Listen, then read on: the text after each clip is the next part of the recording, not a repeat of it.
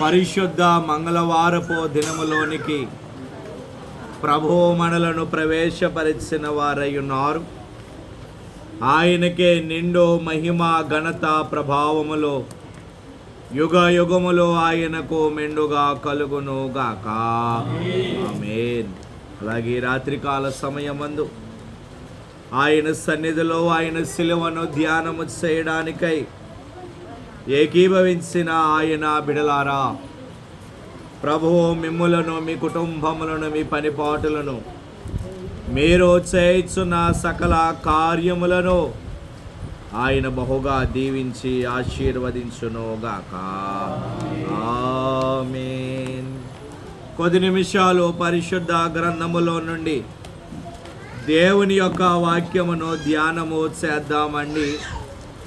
యోహాను సువార్త ప్రియులారా 19వ అధ్యాయం అండి. యోహాను సువార్త 19వ అధ్యాయము 30వ వచనమును చదువుకుందాం. యేసు ఆ చిరక పుచ్చుకొని సమాప్తమైనదని చెప్పి తల వంచి ఆత్మను అప్పగించెను. చాలండి. ప్రభువు తన పరిశుద్ధమైన లేఖన భాగమును ఆయన మహిమార్థమై మన హృదయములలో ఫలింపచేయునుగాక. ఆమేన్. అదిగదిగో అల్లదిగో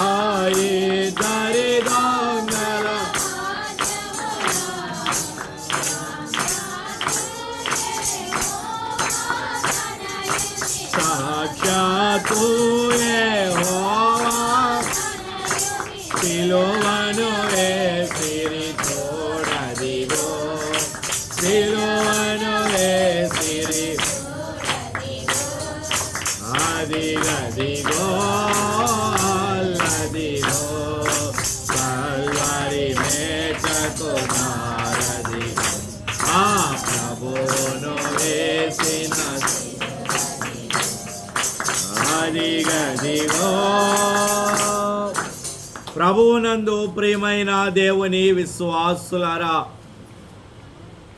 యేసుక్రీస్తు ప్రభువుల వారు శరీరధారిగా ఆయన ఈ లోకములో ఉన్నటువంటి దినములలో సిలువలో ఆయన తన ప్రాణమును ఆయన అర్పించారు.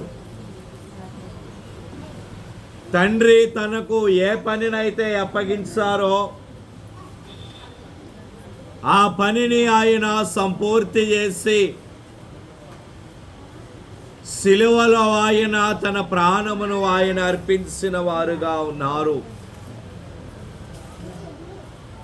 ఆ సిలువలో వేలాడినటువంటి ఆయన 6 గంటల వ్యవధిలో 7 అమూల్యమైన మాటలు ఆయన ప్రపంచమునకు ఆయన తెలియజేసిన వారుగా ఉన్నారు. 5 మాటలు మనము ఇప్పటికే ధ్యానము చేసిన వారముగా ఉన్నామండి. మొదటి మాటగా తండ్రితో ఆయన మాట్లాడారు. రెండవ మాట ఒక దొంగతో ఆయన మాట్లాడారండి. మూడవ మాట తల్లితోనూ శిష్యునితోనూ ఆయన మాట్లాడారు. 4వ మాటగా మరల తండ్రిని ఆయన అడిగారు. వేదనతో ఆయన మాట్లాడారు. 5వదిగా నిన్నటి దినమందు మనము ధ్యానము చేస్తాము. నేను దప్పిగొనుచున్నాను అని ఆయన అన్నారు. ఈ దినము మనము చదువుకున్నటువంటి లేఖన భాగములో 6వ మాట మనకి కనపడుచు ఉన్నటువంటిది ఉన్నది. ఆయన సిలువలో వేలాడుచు ఆరవ మాటను మాట్లాడిన విధానమును మనము ఇక్కడ చూచుచూ ఉన్నటువంటి వారమై ఉన్నాము. ఆరవ మాటగా ఆయన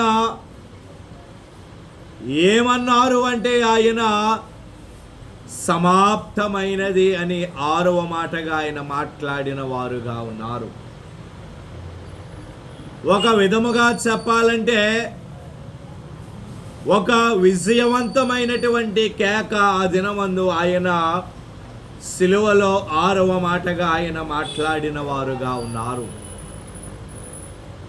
సమాప్తమైనది, పూర్తి కాబడినది, విజయవంతమైనది అనబడే ఒక విజయవంతమైనటువంటి మాటగా ఆయన ఈ ఆరవ మాటగా సిలువలో ఆయన మాట్లాడుచున్నటువంటి వారై ఉన్నారు.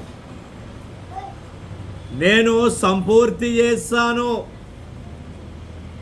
నాకు ఇచ్చిన పని సంపూర్తి అయినది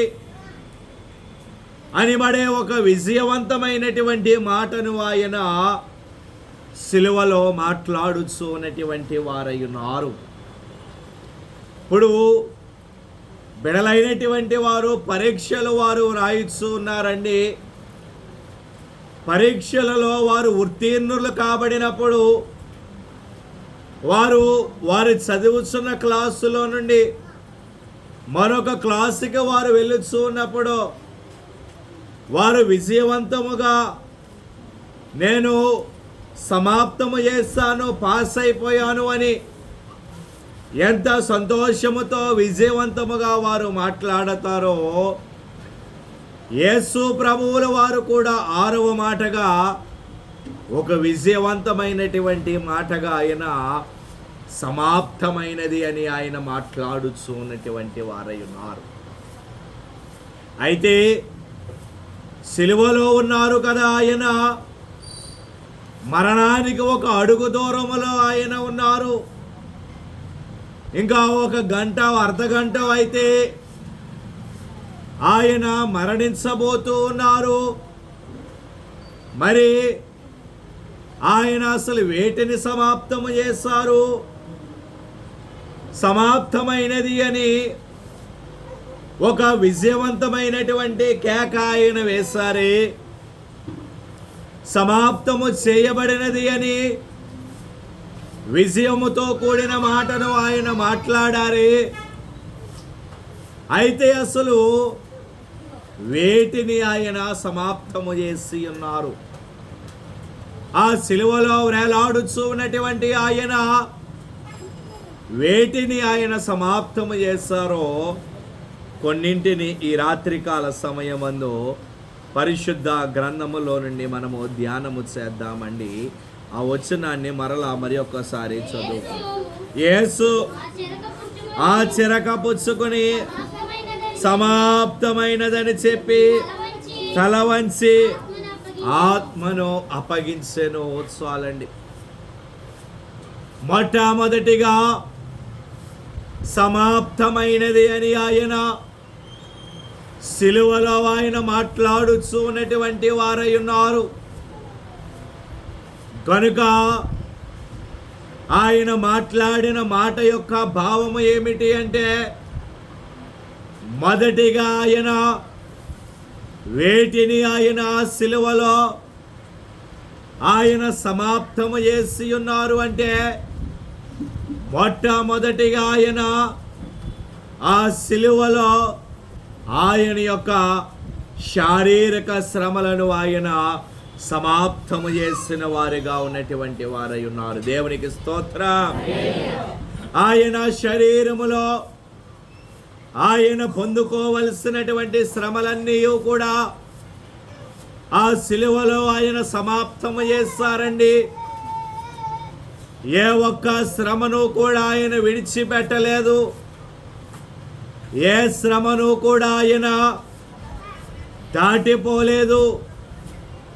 ఎన్ని శ్రమలైతే ఆయన ఆ సిలువ మరణములో ఆయన పొందుకోవాలో, ఎన్ని శారీరక శ్రమలు ఆయన ఆ సిలువలో ఆయన అనుభవించాలో, వాటన్నింటినీ కూడా ఆయన ఆ సిలువలో పొందుకొని ఆ శారీరక శ్రమలను ఆయన సమాప్తము చేశారు. ఆనాడు ఆయన ఆ శారీరక శ్రమలను ఆయన పొందుకొని ఉండకపోతే, ఆ శ్రమలను ఆయన సమాప్తి చేసి ఉండకపోతే, ఈనాడు మనకు ఇలాగూ మనము ఏ పాపము చేసినా, ఏ నేరము ఏ దోషము మనము చేసినా ఇంత ఆనందముగా ఇంత సంతోషముగా మనము ఉండేవారము కాదేమో. కానీ ఆయన ఆ సిలువలో ఆయన ఆనాడు ఆ శారీరక శ్రమలన్నింటినీ కూడా సిలువ దగ్గరే ఆయన పూర్తి చేశారు. ఆయన పిలాతు దగ్గర మొదలుకొని సమాజ మందిరములో మొదలైనటువంటి శ్రమ, 1 కొరడా దెబ్బలతో ఆయన శ్రమ ప్రారంభమైనదండి. 1 కొరడా దెబ్బలతో ప్రారంభమైనటువంటి ఆయన యొక్క శ్రమ, ఆయన సిలువలో 3 మేకుల మధ్య ఆయన వేలాడుచూ ఉండగా, ఆయన ప్రక్కలో పొడిచిన బల్లెపు పోటుతో ఆయన యొక్క శ్రమలను ఆయన పూర్తి చేసిన వారుగా ఉన్నటువంటి వారై ఉన్నారు. దేవునికి స్తోత్రం. ఆ బల్లెపు పోటుతో ఆయన యొక్క శారీరక శ్రమలను ఆయన పూర్తి చేసిన వారుగా ఉన్నారు. యెషయా గ్రంథం అండి 53వ అధ్యాయము, యెషయా గ్రంథము 53వ అధ్యాయము 4వ వచనమండి. నిశ్చయముగా అతడు మన రోగములను భరించెను, మన వ్యసనములను వహించెను. అయినను మొత్తబడిన వానిగాను, దేవుని వలన బాధింపబడిన వానిగాను, శ్రమ నొందిన వానిగాను మనమతనిని ఎంచితిమి. చాలండి. చదువుబడిన లేఖన భాగములో యెషయా భక్తుడు ఆయన యేసునాథుని యొక్క శ్రమలను గురించి ఆయన లేఖనములో ఆయన వ్రాయచ్చు. ఆయన అంటూ ఉన్నటువంటి మాట ఏమిటి అంటే, నిశ్చయముగా అతడు మన రోగములను భరించెను, శ్రమ నొందిన వానిగా మనమతనిని ఎంచితిమి అని ఆయన అంటూ ఉన్నారు. ఏమిటి ఆ శ్రమలో? ఆయన యొక్క శారీరక శ్రమలే. ఆయన సిలువలో పొందుకున్నటువంటి ఆ యొక్క శారీరక శ్రమలను గురించి ఆ యెషయా భక్తుడు కాలమునకు ముందునకు ఆయన ప్రయాణము చేసి ఆయన సిలువ శ్రమలను తెలుసుకుని మరలా వెనుకకు వచ్చి ఈ గ్రంథమును ఆయన రచించిన వారుగా ఉన్నటువంటి వారై ఉన్నారు. కనుక మొదటిగా సమాప్తమైనది అని ఆయన అంటూ ఉన్నారు. కనుక వేటిని ఆయన సిలువలో వేలాడుచు ఆయన సమాప్తము చేసిన వారుగా ఉన్నారు అంటే, ఆయన యొక్క శారీరక శ్రమలను ఆయన సమాప్తము చేసిన వారుగా ఉన్నారు. ఆయన శారీరక శ్రమలను ఆ సిలువలో ఆయన సమాప్తము చేసి ఈనాడు మానవులమైనటువంటి మనకు, ఆయన విశ్వాసులమైనటువంటి మనకు ఎటువంటి శారీరక శ్రమలు కూడా రాకుండా ఆయన ఆ శ్రమలను ఆయన పూర్తి చేసిన వారుగా ఉన్నటువంటి వారై ఉన్నారు. దేవునికి స్తోత్రం. ఇక రెండవదిగా ఇవేమి ఆయన సమాప్తము చేస్తారు అంటే, యోహాను సువార్త అండి 17వ అధ్యాయము. ప్రియులారా, యోహాను సువార్త 17వ అధ్యాయము 4వ వచనం అండి. చేయుటకు నీవు నాకు ఇచ్చిన పని నేను సంపూర్ణముగా నెరవేర్చి భూమి మీద నిన్ను మహిమ పరచితిని. చాలండి. సాక్షాత్తు యేసుక్రీస్తు ప్రభువుల వారే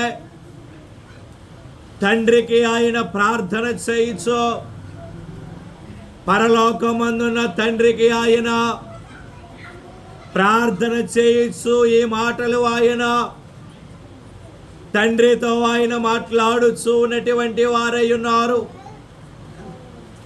ఏమంటూ ఉన్నారు ఆయన అక్కడ?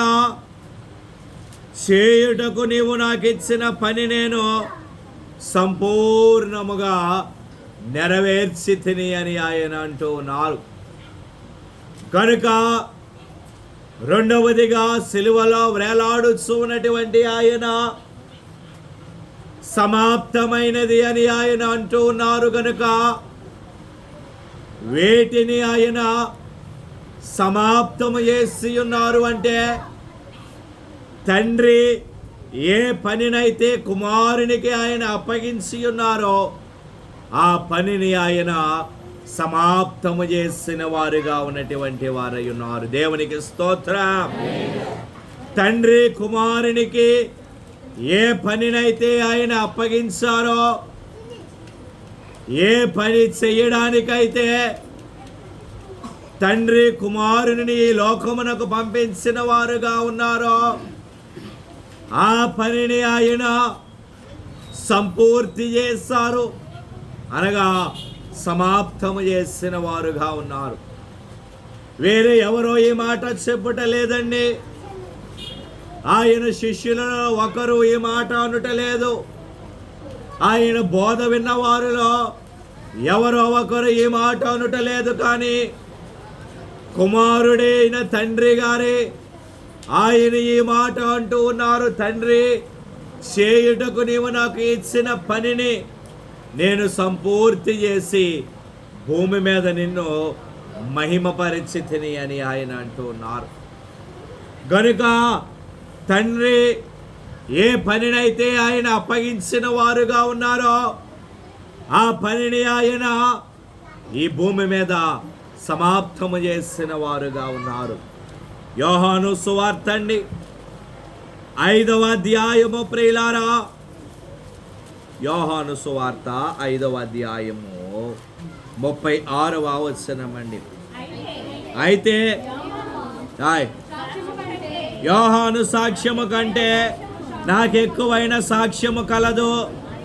అదేమనినా నేను నెరవేర్చుటకై తండ్రి ఏ క్రియలను నాకిచ్చి ఉన్నాడో నేను చేయుచున్న ఆ క్రియలే తండ్రి నన్ను పంపియున్నాడని నన్ను గూర్చి సాక్ష్యమిచ్చుచు ఉన్నవి. చాలండి. చదువుబడిన లేఖన భాగములో ప్రభువు యోహాను గారిని గురించి సాక్ష్యమిచ్చుచు అక్కడ ఆయన అంటూ ఉన్నటువంటి మాట, యోహాను కంటే మరి ఎక్కువ సాక్ష్యము నాకు కలదు. అదేమనినా నేను నెరవేర్చుటకై తండ్రి ఏ క్రియలను నాకు ఇచ్చి ఉన్నాడో నేను చేయించున్న ఆ క్రియలే తండ్రి నన్ను పంపి ఉన్నాడని నన్ను గూర్చి సాక్ష్యం ఇచ్చుచూ ఉన్నవి అని ఆయన అంటున్నాడు.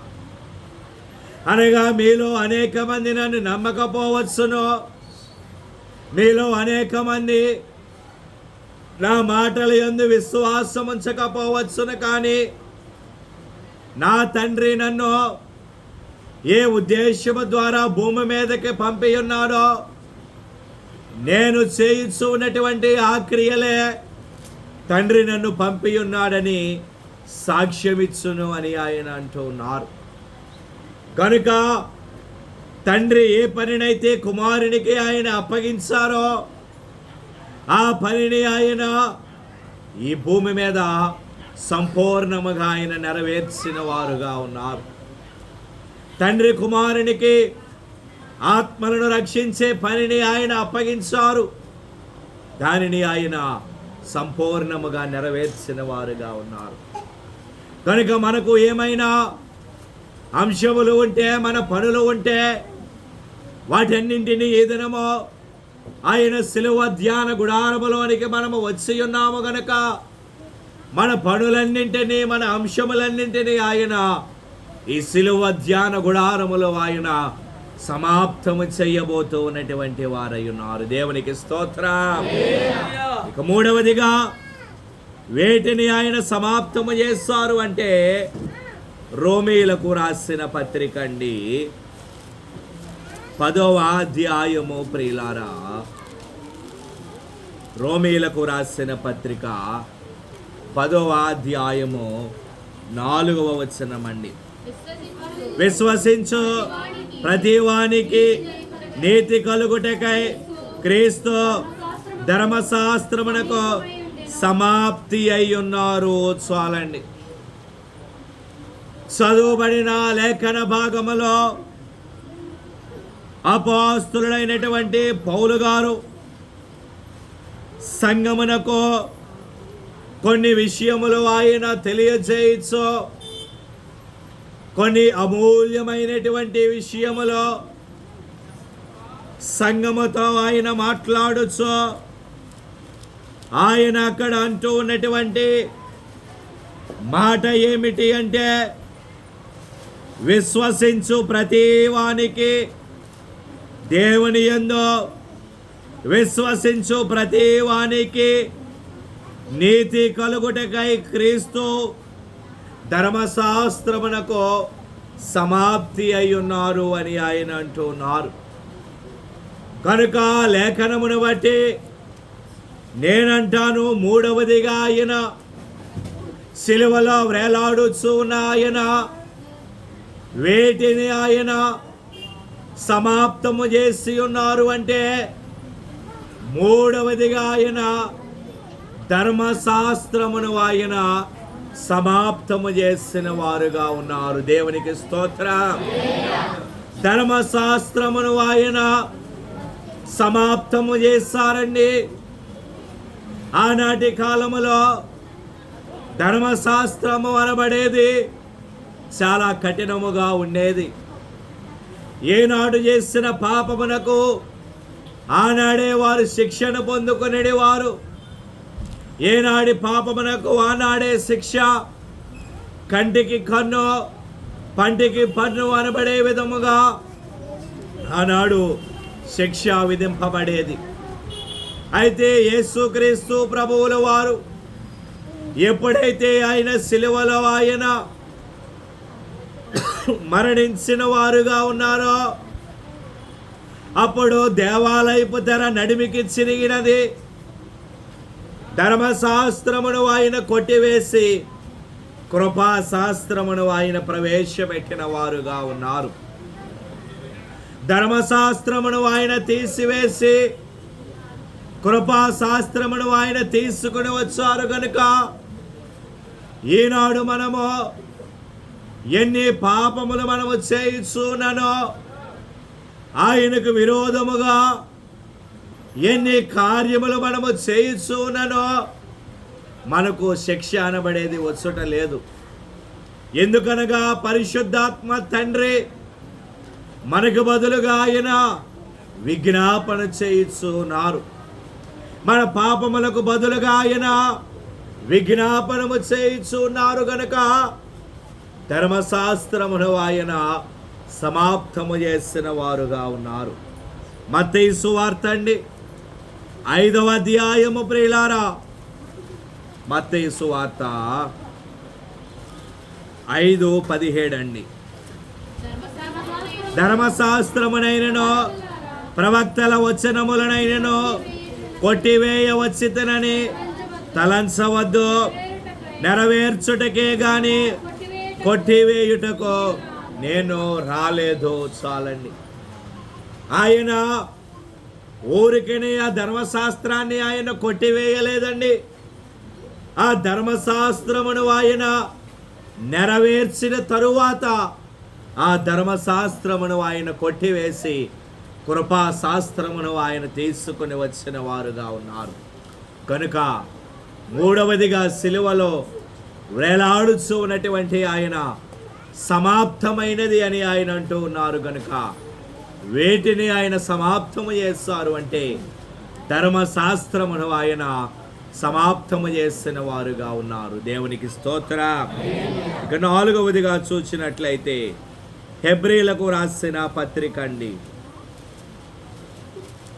9వ అధ్యాయము ప్రియులారా. హెబ్రీలకు రాసిన పత్రిక అండి 9వ అధ్యాయము 28వ వచనమండి.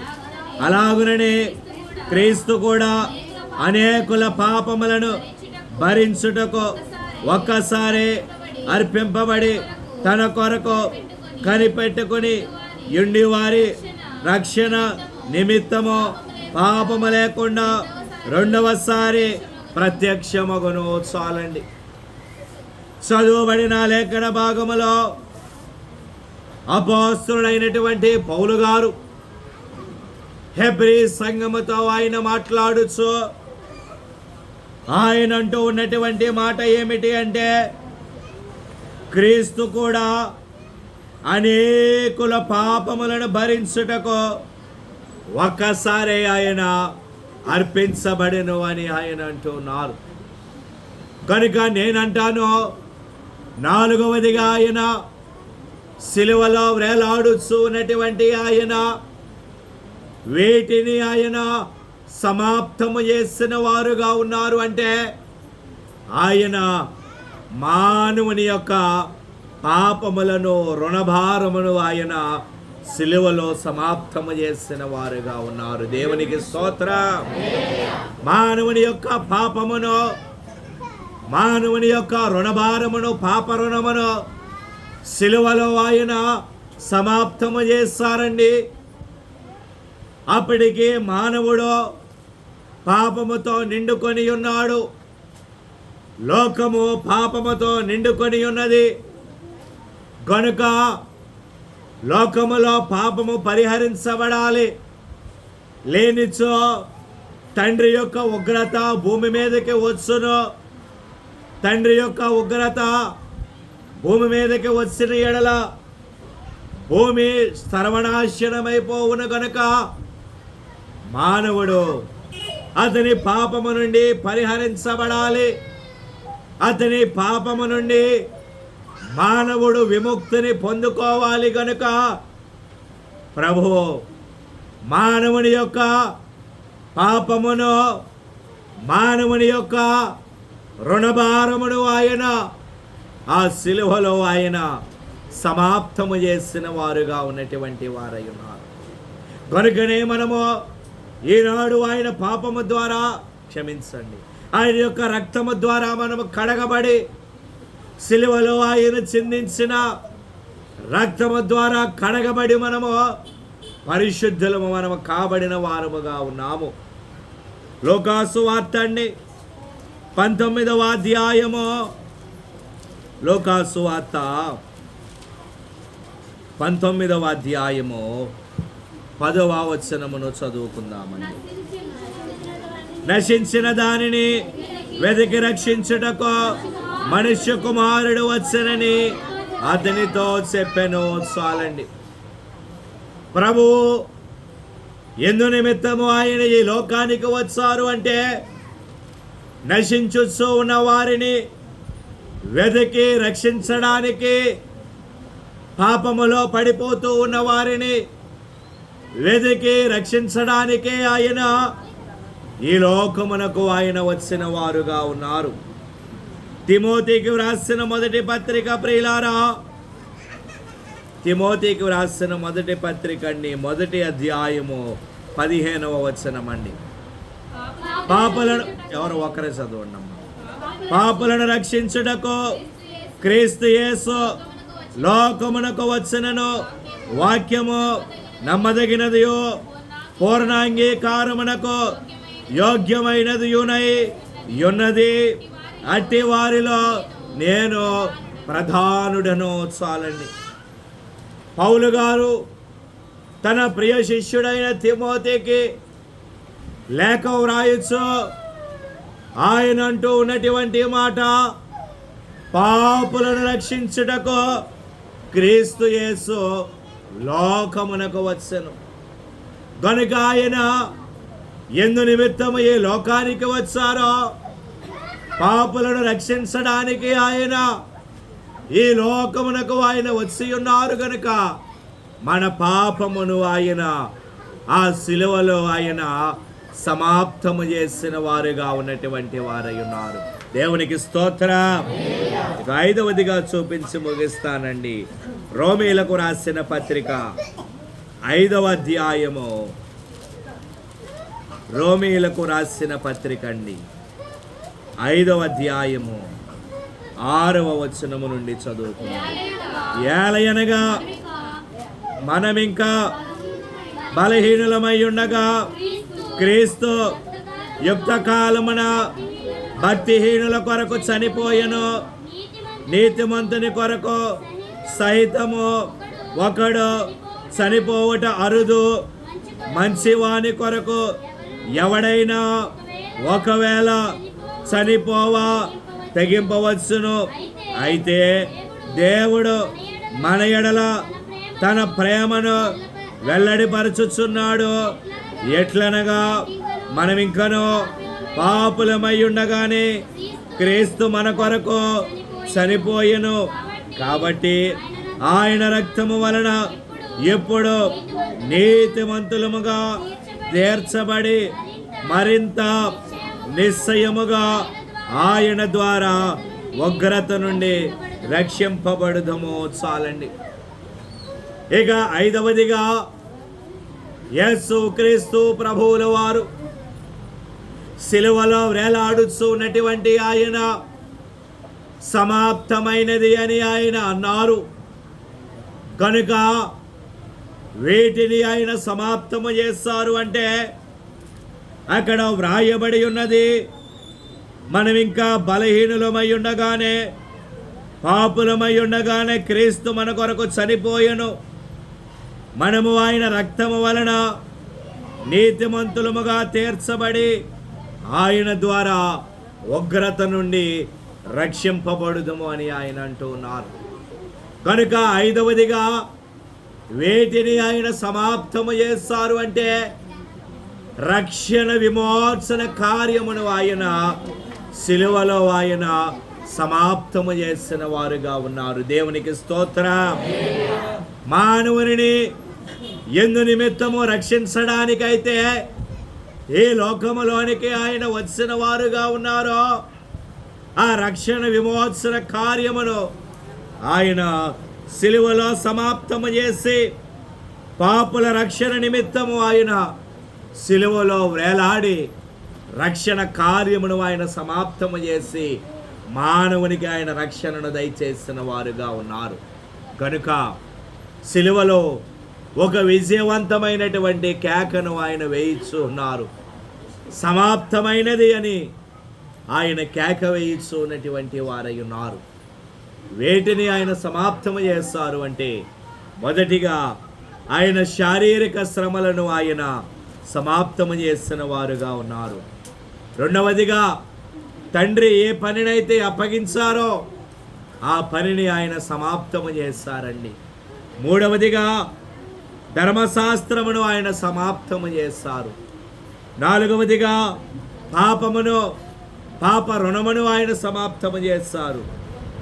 5వదిగా రక్షణ విమోచన కార్యమును ఆయన సమాప్తము చేసిన వారుగా ఉన్నారు. కనుక ఆయన సిలువలో వేలాడి మన పాపములన్నింటినీ ఆయన పరిహరించి మనకు రక్షణను ఆయన దయచేస్తారు.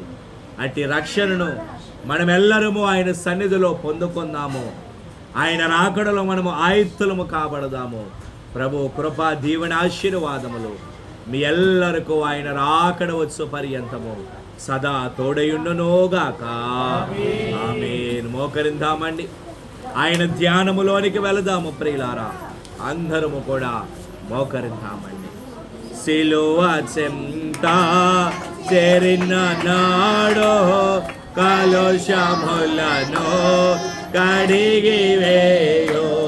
సిలువ చెంత చేరిన నాడో కలుషములను కడిగివేయో. పౌలో వలెనో శిలావలెనో, పౌలో వలెనో శిలావలెనో సిద్ధపడినా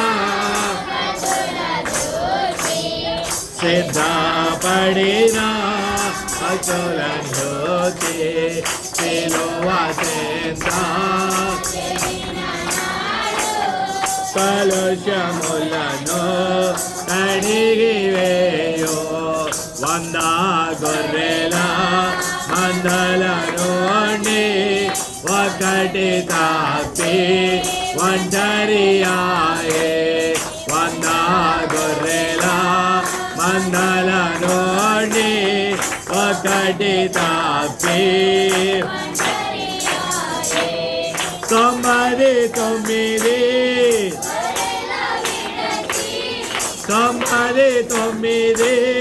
గొర్రెల విడచి ఒంటరి అయినా గొర్రెను వెదకే ఒంటరి అయి గొర్రెను వెదకే సిలువ చెంత చేరిన నాడు కలుషములను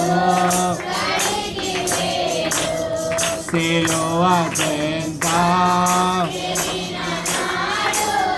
కలుషములను కడిగివేయు